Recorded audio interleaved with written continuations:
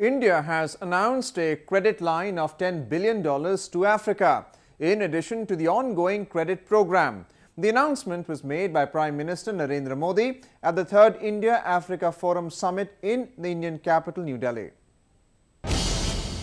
Indian Prime Minister Narendra Modi addressed leaders of African nations at the 4th and final day of the India-Africa Forum Summit on Thursday. Modi called for greater ties between India and Africa, which he said were two bright spots of hope and opportunities in the global economy. He also announced additional credit and grant assistance for various development projects.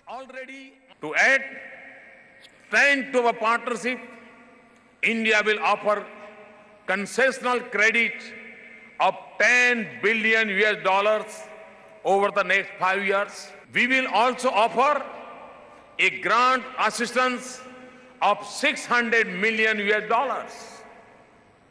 This will include an India-Africa Development Fund of $100 million and an India-Africa Health Fund of $10 million.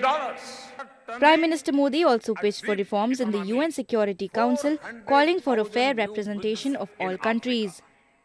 Our institution cannot be representative of our world if they do not give voice to Africa, which is more than a quarter of UN members, or the world's largest democracy with 1/6 of humanity.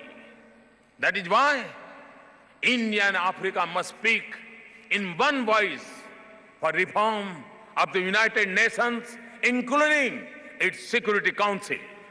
The 3rd India-Africa Forum Summit is aimed at bolstering ties between the two sides in various fields. India's trade with Africa has grown considerably in the last decade and stood at $72 billion in 2014-15.